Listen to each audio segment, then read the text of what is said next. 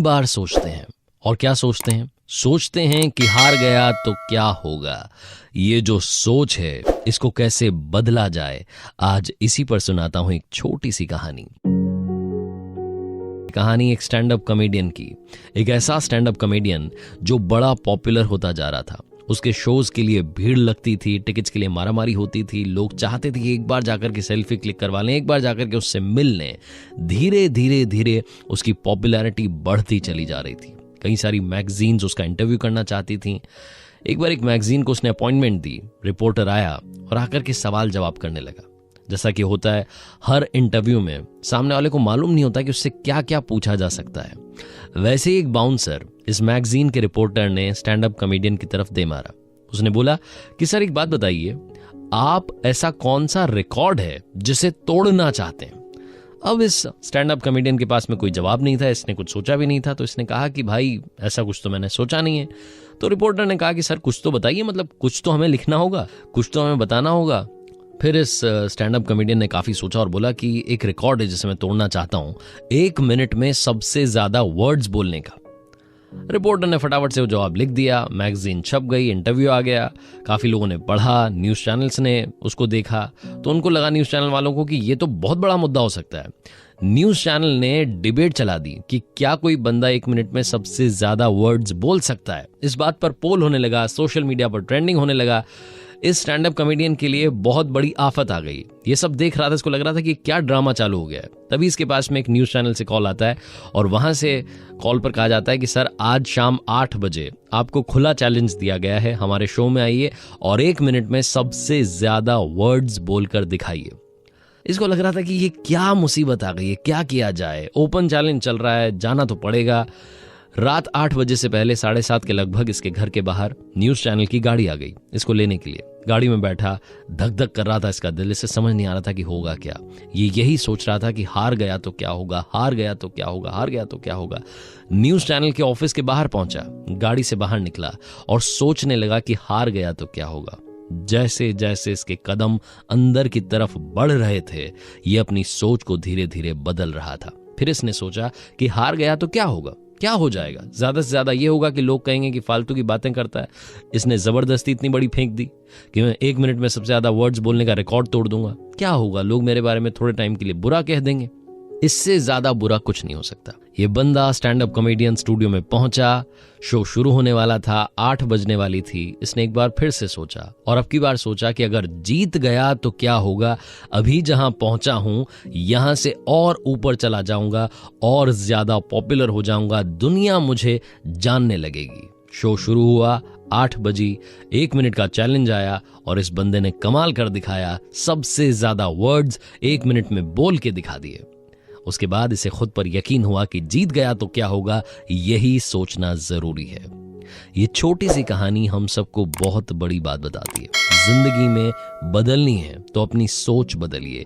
कई बार हम यही सोचते रह जाते हैं कि हार गया तो क्या होगा, और वो जो सोच रहे होते हैं धीरे धीरे धीरे धीरे हम पर इतना हावी हो जाता है कि हमारे आसपास वही होने लगता है जो नेगेटिव हम सोच रहे थे। लाइफ में पॉजिटिव सोचना शुरू कीजिए। जीत गया तो क्या होगा, जब ये फीलिंग आपके अंदर आएगी तो ऐसी कोई मंजिल नहीं जो किसी ने बड़े कमाल की बात कही है कि मांगना ही छोड़ दिया हमने वक्त से, क्या पता उसके पास इनकार का भी वक्त ना हो।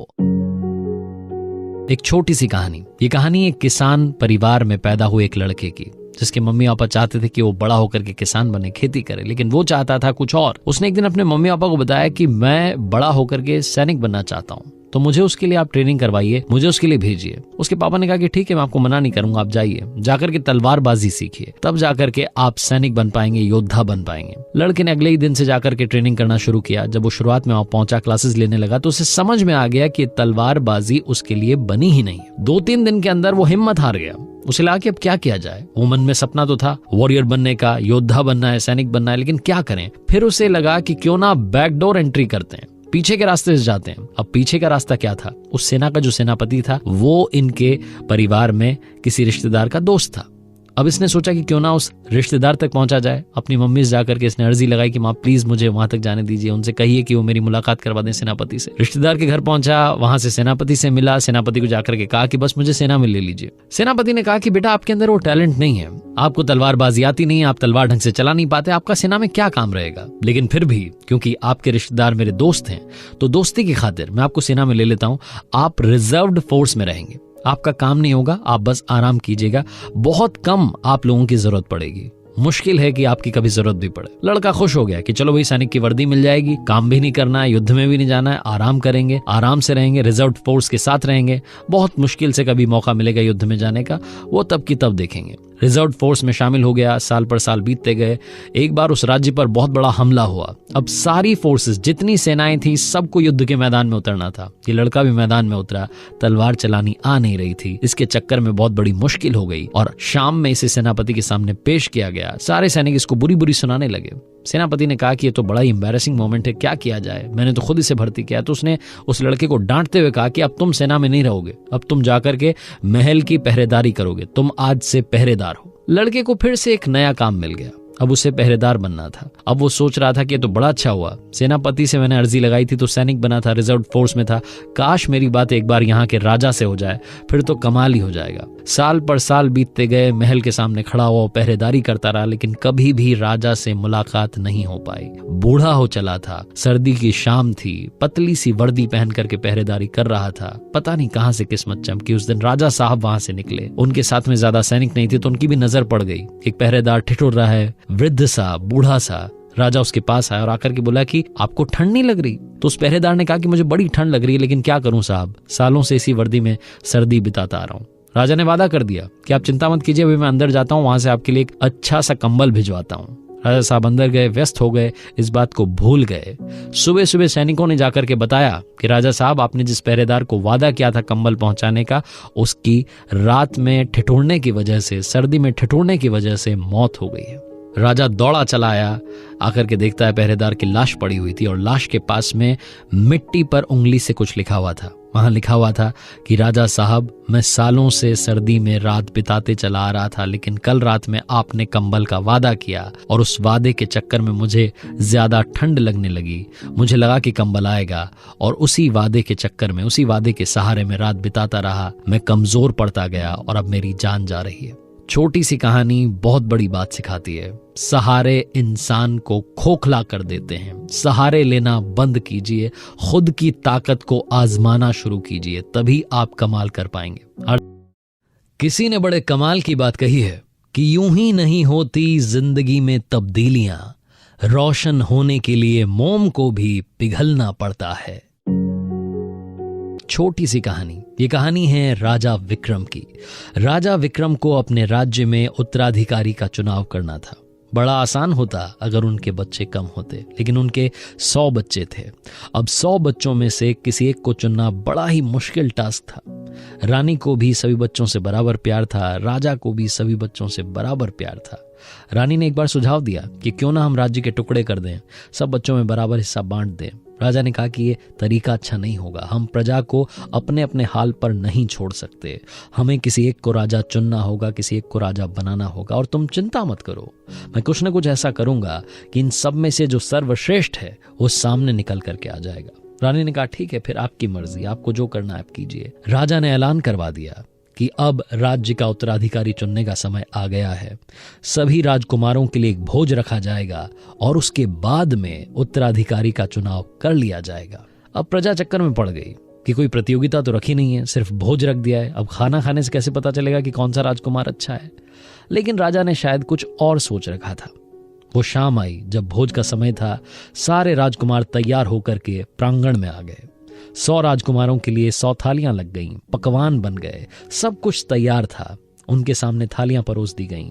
वो खाना खाने ही वाले थे कि अचानक से वहां बहुत सारे शिकारी कुत्ते आ गए। अब राजकुमारों में हलचल मच गई, वो इधर उधर भागने लगे, तितर बितर हो गए। कुछ डर करके भाग गए, कुछ शिकारी कुत्तों का शिकार करने के लिए निकल पड़े। कुल मिलाकर के युद्ध सा माहौल बन गया। वो शाम जैसे तैसे बीत गई। जब प्रजा को मालूम चला कि वहां पर तो शिकारी कुत्ते आ गए थे, तो प्रजा सोच में पड़ गई। जनता सोचने लगी कि अब तो कैसे राजा मिलेगा। लेकिन अगले दिन राजा विक्रम ने ऐलान किया कि आज शाम में दरबार लगेगा और भरे दरबार में घोषणा की जाएगी कि राज्य का राजा कौन होगा। जनता को समझ नहीं आ रहा था कि राजा साहब ने उत्तराधिकारी चुन कैसे लिया है, कहां से इन्होंने चुनाव कर लिया है, क्योंकि खाना तो हुआ नहीं, भोजन हुआ नहीं, चुनाव हुआ नहीं, कौन सी प्रतियोगिता थी जिससे परिणाम निकल आया है। खैर, शाम का वक्त आया, दरबार सज चुका था, मंत्री बैठे हुए थे, जनता आकर के दरबार में बैठ गई थी। हर कोई इंतजार कर रहा था उस अनाउंसमेंट का, जब मालूम चलने वाला था कि हमारा अगला राजा कौन होगा। राजा साहब ने एक एक करके सारे राजकुमारों को बुलाया और उनसे पूछना शुरू किया कि कल का भोज कैसा रहा, कल का खाना कैसा था। पहले राजकुमार ने, जो सबसे ज्येष्ठ थे, सबसे बड़े थे, वो गुस्सा होने लगे। उन्होंने बोला कि क्या तरीका है पिताजी, कल आपने देखा होगा जब हम खाना खाने के लिए बैठे, भोज शुरू होने वाला था, तभी अचानक से शिकारी कुत्ते आ गए। हमारे पहरेदार इतने निकम्मे हो गए हैं कि वो शिकारी कुत्तों को रोक नहीं पाए, हमें खुद जाकर के 3-4 का शिकार करना पड़ा। कितनी मुश्किल घड़ी थी। दूसरे वाले से पूछा तो उसने कहा कि पिताजी मुझे नहीं मालूम, मैं तो वहां से डर करके भाग गया था, मुझे बड़ा डर लगता है। एक एक करके राजकुमार अपना बहाना गिनाते रहे। आखिरी राजकुमार जिन्होंने कहा कि हाँ पिताजी, मैंने कल भोजन खाया, बहुत ही कमाल का भोजन था, बहुत ही स्वादिष्ट भोजन था, बहुत अच्छे पकवान बने थे, खाना खाने में आनंद आ गया, मजा आ गया, इससे बढ़िया भोजन नहीं हो सकता था। हर कोई वहां पर अचंभे में पड़ गया, शॉक्ड था, समझ नहीं पाया कि इन भाई साहब ने कैसे खाना खा लिया। राजा ने भी पूछा कि जरा बताइए दरबार को कि आपने कल भोजन कैसे किया। तो वो जो राजकुमार थे जिनका नाम शांतनु था, उन्होंने कहा कि कल महाराज वहां 100 थालियां लगी थीं। मैं खाना खाने के लिए बैठा, अचानक से शिकारी कुत्ते आ गए, सारे राजकुमार भाग गए, मैं वहीं बैठा रहा, मैं अपना खाना खाता रहा। जैसे ही कोई शिकारी कुत्ता मेरी तरफ आता, मैं एक थाली उठाता और उसके सामने खाली कर देता।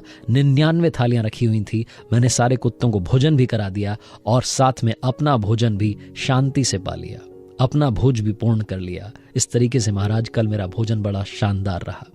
जैसे ही शांतनु का जवाब सुना तो दरबार में तालियां बजने लगीं और राजा ने अनाउंसमेंट की कि अब यही आपके अगले राजा होंगे। छोटी सी कहानी बहुत बड़ी बात सिखाती है। लाइफ में प्रॉब्लम्स हर किसी के हैं, बहुत सारी समस्याओं का पहाड़ हम सब के सामने खड़ा है। हम जिंदा हैं तब तक समस्याएं रहेंगी, जिस दिन समस्याएं खत्म हो जाएंगी शायद हम भी खत्म हो जाएंगे। इसलिए जिंदगी में समस्याओं से घबराना, उनके बारे में बात करना बंद कीजिए। बात करनी है तो प्रॉब्लम्स की नहीं, सॉल्यूशंस की कीजिए, आपको सॉल्यूशन जरूर मिलेगा। कुछ ऐसा कि दुनिया करना चाहे आपके जैसा।